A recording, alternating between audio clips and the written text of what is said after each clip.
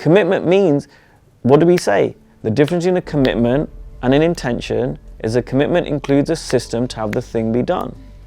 So when I'm committing to do a year with Hardison, that's not just the money. If anything, this sounds crazy, this doesn't mean the money was easy. The money was the easier part of the commitment, and the money wasn't easy.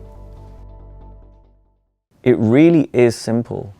It's really simple, and I'm not saying that to look down on anyone. I'm like, I had to be reminded of that over and over again. I'd sit down with Steve Chandler and I'd bring him the same challenge. I don't know what I was expecting, but it was nice to hear him say the same thing again. All right, slow it down. Who are you speaking to? What are the conversations like? Etc., etc. And that was it. And over time, coming back to it's being of service.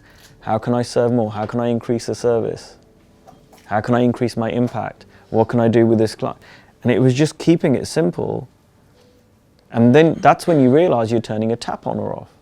And this applies both to one-on-one coaching, and it applies to group programs. It's the same thing. It applies to even public speaking. It's just keeping it simple. Hey, people are liking it. Great. Who else you know that could benefit from it? And you've got a bunch of referrals off this program from people. It's not complicated. It's not complicated. Now, when I look at myself, hey, why was I not doing that? It's exactly what we spoke about yesterday. I was coming from fear.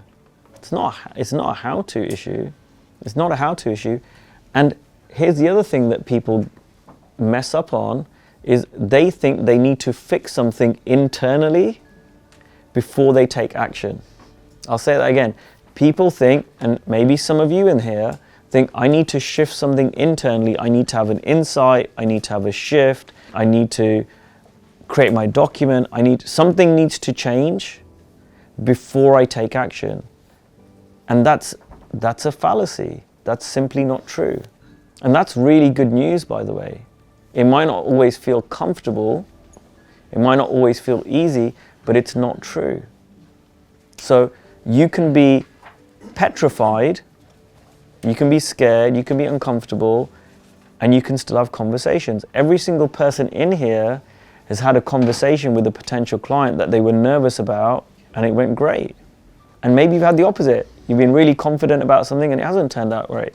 That feeling isn't telling you whether you should take action or not. It never was, it never is. I always use a gym analogy.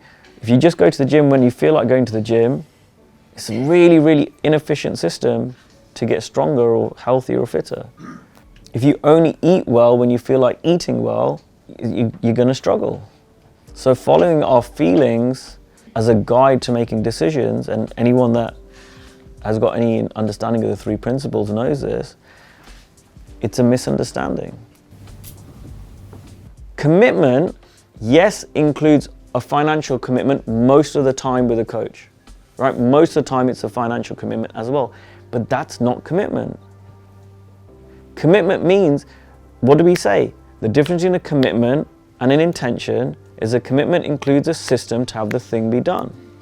So when I'm committing to do a year with Hardison, that's not just the money. If anything, this sounds crazy, this doesn't mean the money was easy. The money was the easier part of the commitment, and the money wasn't easy. The commitment included, I've got to line things up at home. I've got to be a different husband and a different father for that commitment to work.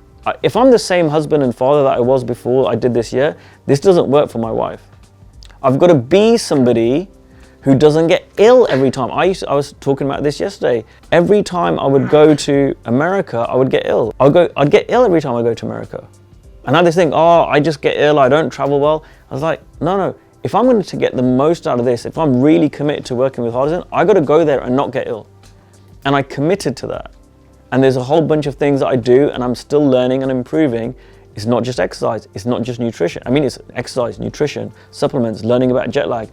I go to an extreme because I'm committed to getting the most out of that work. So the money is like one part of it, and actually a bigger part is all the rest of the stuff. It's the same thing for doing my second year with Hardison. Yes, the money was not easy, and that was the easiest part of the commitment. I've got to now keep stepping it up as a husband. I need to show my wife, hey, this is not just a good return on investment money-wise.